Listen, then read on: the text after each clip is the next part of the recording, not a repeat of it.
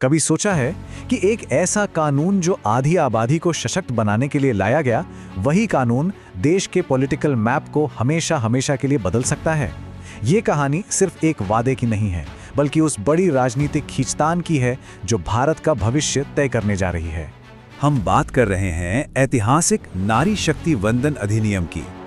एक ऐसा कानून जो संसद और राज्यों की विधानसभाओं में महिलाओं के लिए 33% सीटों के आरक्षण का वादा करता है। और जब ये बिल पास हुआ तो पूरे देश में इसका जश्न मना। लगा कि ये महिला प्रतिनिधित्व की दिशा में एक बहुत बड़ी जीत है, जिस पर लगभग सबकी सहमति थी।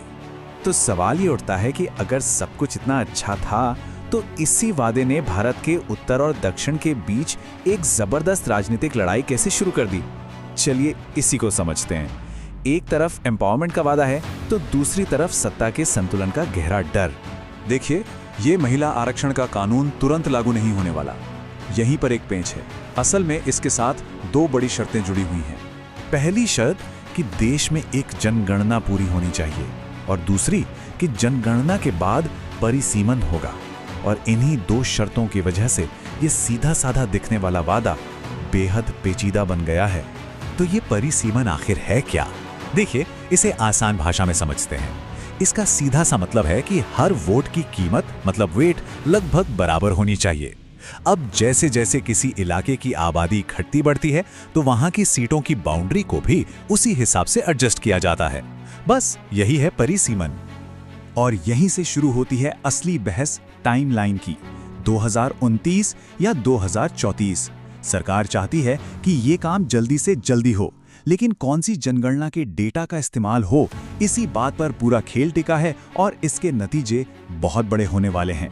आपको जानकर हैरानी होगी कि अभी लोकसभा में जो 543 सीटें हैं, वो 1971 की जनगणना पर आधारित हैं। जी हाँ, 1971।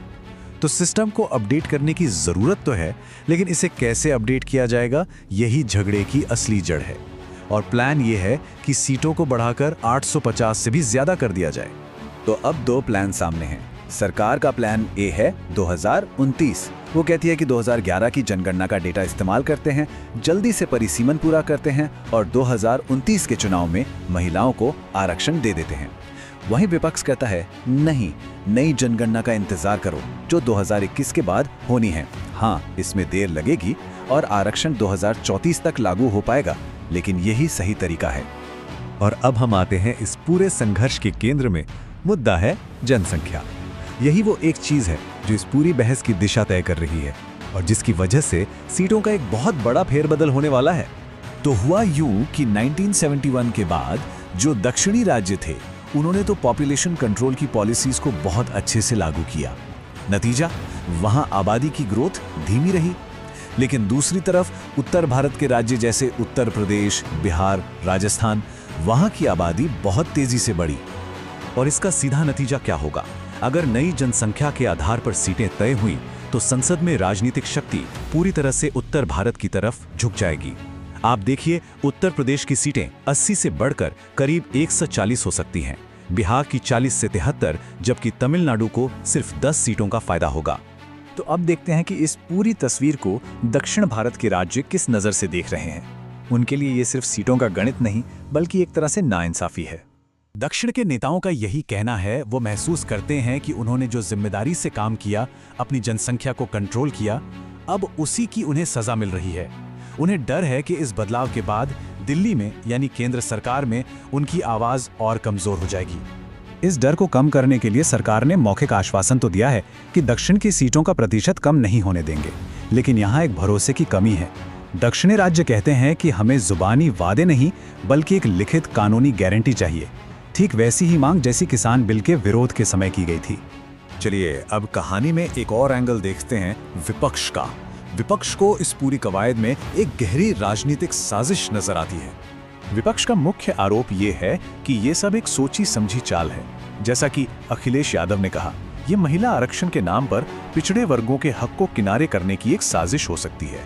तो विपक्ष के तर्क क्या हैं?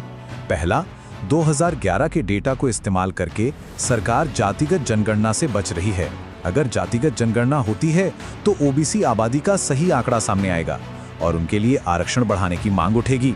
दूसरा, विपक्ष को डर है कि सरकार 2029 चुनाव से ठीक पहले अपने फायदे के लिए सीटों की बाउंड्री बदल सकती है। और सबसे बड़ी बात, परिसीमन आयोग का फैसला आखिरी होता है, उसे कोर्ट में चुनौती भी नहीं दी जा सकती।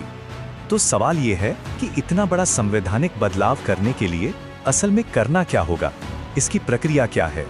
इस पूरी योजना को हकीकत में बदलने के लिए सरकार को संसद से 3 बिल पास कराने होंगे। पहला, संविधान में संशोधन करके जनगणना का आधार वर्ष 1971 से बदलना होगा। दूसरा, एक नया परिसीमन बिल लाना होगा। और तीसरा, केंद्र शासित प्रदेशों के लिए भी सीटों को एडजस्ट करने का बिल लाना होगा।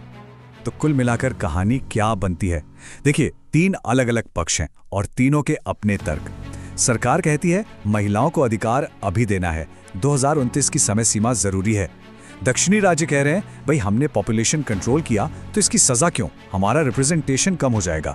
और विपक्ष, उससे तो इसमें एक बड़ी राजनीतिक साजिश दिख रही है कि ये सब 2029 चुनाव जीतने और जातिगत जनगणना को टालने का एक खेल है। आखिर में सवाल यही रह जाता है, क्या एक समूह को अधिकार देते हुए दूसरे समूह के हितों की रक्षा करना मुमकिन है? और सबसे बड़ा सवाल, जब भारत अपना नया राजनीतिक नक्शा बना रहा है, तो क्या वो अपनी एकता के उन धागों को सहेज कर रख पाएगा जो इसे एक देश बनाते हैं? ये देखना भी बाकी है।